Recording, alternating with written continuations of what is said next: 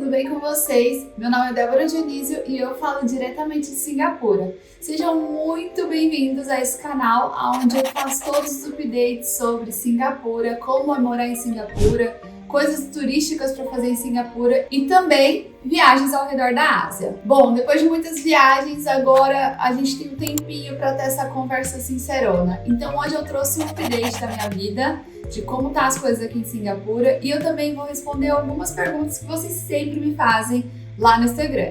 Então, se você não me segue aí no Instagram, já me siga lá, @DéboraDionísio. Bom, pra quem me segue lá no Instagram, já sabe que a gente passou por um processo de mudança, não é mesmo? Mas não é mudança de Singapura. Obrigada, Deus. Foi uma mudança de casa. Tivemos que mudar de casa pela terceira vez em todo o nosso período aqui de Singapura. Não é muito fácil essa situação, porque acabou que mexeu muito comigo. Você pensar que você tem um lugarzinho pra você, uma casinha pra você, e na verdade você não tem nada.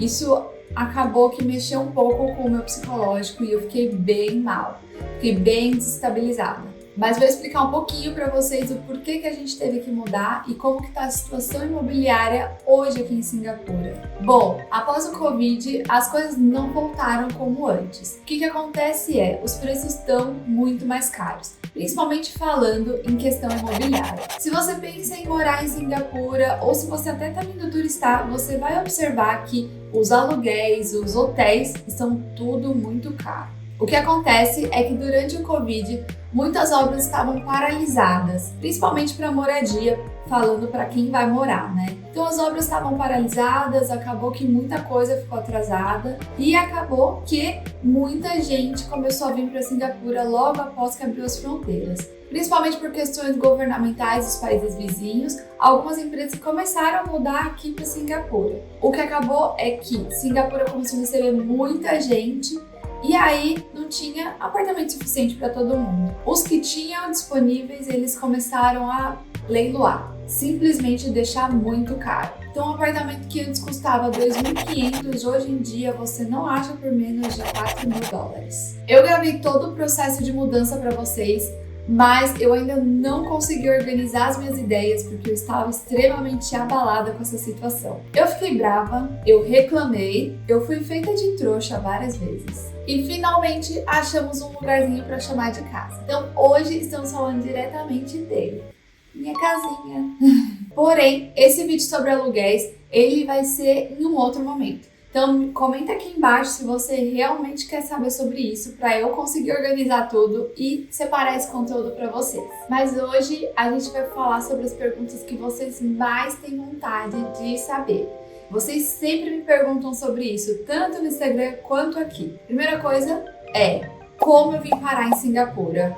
Bom, então vou começar contando um pouquinho da nossa história, minha e do meu marido. Casamos em 2017 e tínhamos acabado de pegar nosso apartamento. Praticamente demorou uns 10 meses depois que a gente casou para sair as chaves. Reformamos o apartamento, estávamos lindos ali, naquele lugar que a gente sempre sonhou, certo? Até porque recém-casados sempre sonham com a sua casa própria.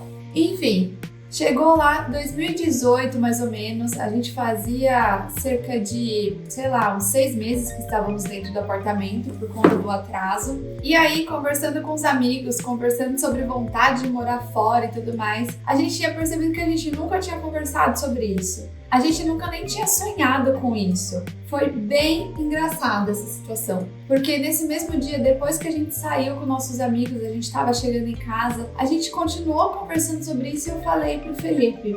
Eu falei, Fê, amor, no caso, a gente não tem nada que prenda a gente aqui.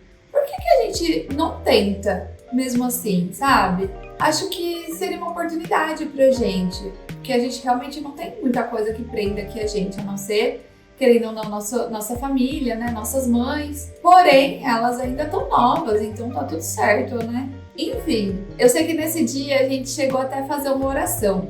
E a gente falou assim, Deus, seja como for da sua vontade, a gente só quer falar que a gente tá de portas abertas, a gente tá com o coração aberto pro novo. A gente gostaria, mas seja como o Senhor quiser. Eu sei que a gente fez essa oração juntos. Isso foi numa terça-feira, eu não me lembro muito qual dia que foi, nem o mês. mas eu lembro que foi em 2018. Na sexta-feira da mesma semana, o Felipe recebeu uma ligação. Era uma headhunter que achou ele no LinkedIn, pelo currículo dele, pela experiência dele, e falou: você não gostaria de participar de um processo seletivo para Singapura? A princípio, a gente até achou que fosse talvez que não fosse muito real, assim, sabe? Mas a entrevista já foi feita naquele mesmo momento. Depois eu só recebo uma mensagem do Felipe: amor, acho que eu tô participando de um processo seletivo para Singapura. Foi muito engraçado, porque não tem como não ter sido uma resposta de Deus. Então, eu acredito muito que, claro, que você tem que se capacitar, você tem que se preparar o máximo possível. Tudo acontece no momento certo. Tudo acontece na hora certa. Deus vai trazer no momento certo, com certeza.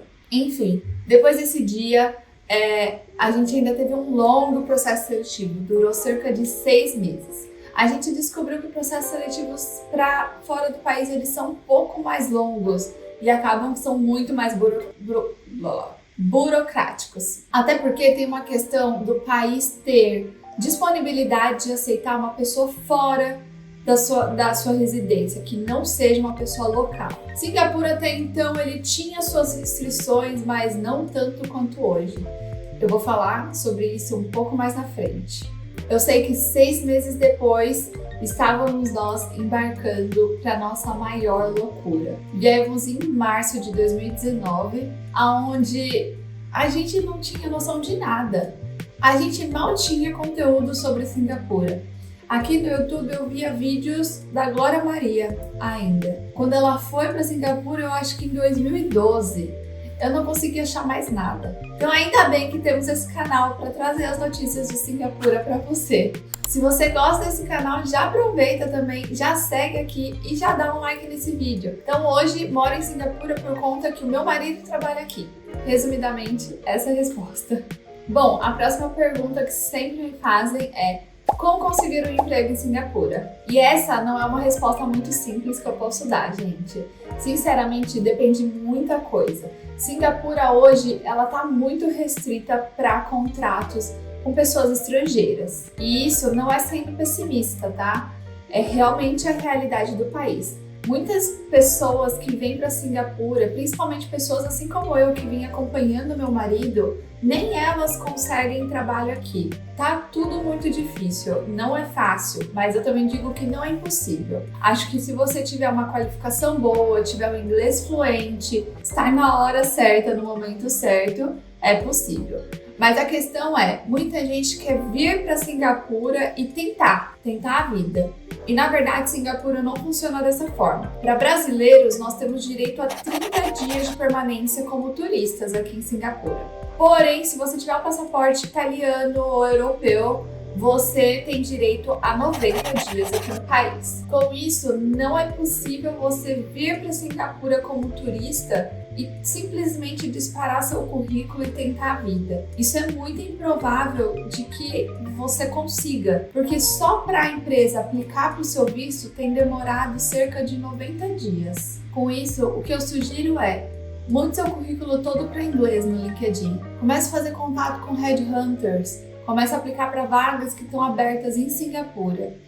E aí é torcer e esperar. Porém, se você quiser vir para Singapura como estudante, também é possível. Você pode se cadastrar em alguma escola, fazer um MBA, alguma escola de inglês. Também pode ser uma opção para você estar em Singapura. Porém, com visto de estudante não é permitido o trabalho. Então você tem que comprovar que você tem dinheiro suficiente para se manter sem estar trabalhando. Se, por exemplo, você tem interesse em fazer inglês e se cadastrar em uma escola para ter o visto de estudante, você precisa procurar pelas escolas que são registradas no EduTrust. Vou colocar aqui na tela para vocês procurarem a lista de escolas, porque não são todas as escolas que são possíveis de fazer esse visto de estudante. Lembrando que, para visto de estudante, não é permitido o trabalho, então é preciso comprovar que você tem dinheiro suficiente para permanecer no país. Bom, outra pergunta que eu sempre recebo é: como eu consigo trabalhar? Bom, eu cheguei em Singapura sem saber nada de inglês. Eu estava realmente no zero. Comecei a estudar na escola e tudo mais, e foi indo, foi evoluindo. Chegou o Covid, foi quando eu abri o canal, porque eu pensei que eu jamais conseguiria um emprego aqui em Singapura. Eu tinha esperança zero em conseguir passar por uma entrevista em inglês. Eu realmente tinha muito medo dessa situação. Com isso, depois do lockdown, eu resolvi me arriscar. Eu acho que eu tava muito corajosa, tava num dia de coragem, assim. Com isso, eu comecei a reparar que a escola onde eu estudava tinha uma total de zero presença nas redes sociais. É muito engraçado, porque nós brasileiros usamos muito o Instagram, ainda usamos o Facebook, menos, mas usamos, tínhamos o Twitter, enfim. E aqui é muito diferente, porque eles têm diversas outras plataformas de comunicação. Então eu achei que fosse fácil.